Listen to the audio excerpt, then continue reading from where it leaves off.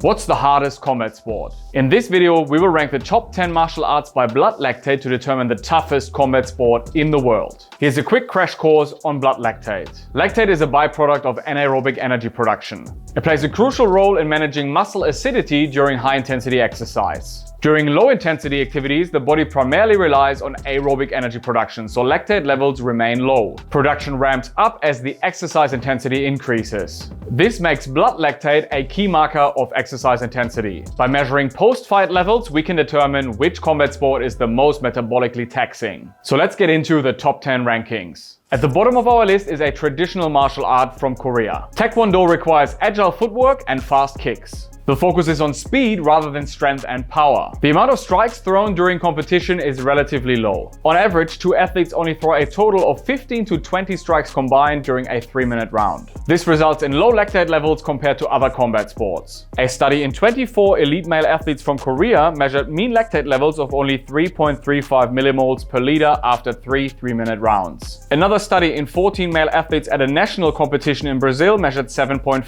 millimoles per liter post-match. Keep these numbers in mind as we look at other striking sports higher up the ranking. Brazilian Jiu-Jitsu can include some explosive wrestling and Judo, but it's typically slower paced or static. Ground fighting requires isometric and concentric strength rather than explosive power. This leads to lower lactate levels. A 2013 study tested lactate levels in 14 BJJ athletes, 7 brown and black belts and 7 blue and purple belts. Each athlete performed 3 10-minute matches. In the case of a submission, the match was continued for the full duration. The researchers measured mean post-lactate levels of just over 10 millimoles per liter. Similar to Taekwondo, karate traditionally emphasizes speed and agility over power. However, karate matches have a higher amount of total strikes and a higher percentage of upper body attacks. One study in 10 elite male athletes measured mean lactate levels of almost 8 millimoles per liter during simulated matches, but more than 11 millimoles during official karate matches. Judo combines intense gripping with explosive throws and isometric ground control. A study in 16 national level judokas from France showed lactate levels of over 12 millimoles per liter post-match. As we move higher up the ranks, we're returning to the striking sports. Muay Thai involves fast and powerful punches, kicks, knees and elbows, as well as intense isometric clinching. Traditionally, judges value forward pressure and a high output of kicks. Fights typically last for 3 to 5 rounds. A study in 20 male Muay Thai fighters from Italy measured lactate levels of almost 12.55 millimoles per liter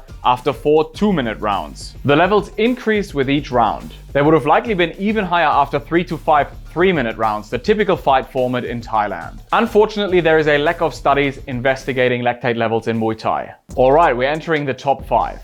Boxing requires quick and explosive upper body strikes, fast footwork and evasive movement. A study in 33 world-class amateur boxers found mean lactate levels of almost 14 millimoles per liter after 3-minute rounds. Interestingly, the 3 boxers with the highest lactate levels of 19 millimoles were previous world champions. Kickboxing requires fast and explosive kicks and punches, as well as rapid footwork. A study in 18 kickboxers measured mean lactate levels of almost 15 millimoles per liter after 3 2-minute rounds. Time for our top 3. MMA involves a combination of explosive striking and wrestling, as well as submission grappling. It also has the unique element of fighting on the fence. A study in 25 male professional MMA fighters measured a median lactate concentration of 16.9 millimoles per liter post-fight. Only 2 left. Can you guess what's next? Greco-Roman Wrestling combines upper body and grip strength with dynamic and explosive throws. Wrestling matches typically last for 6 to 8 minutes. A study in 12 elite Greco-Roman wrestlers measured mean lactate concentrations of over 19 millimoles per liter post-match. This was only topped by Freestyle Wrestling with its powerful takedowns, explosive counters and intense scrambles. A study in 12 male Division I wrestlers from Penn State University measured mean lactate levels of 20 millimoles per liter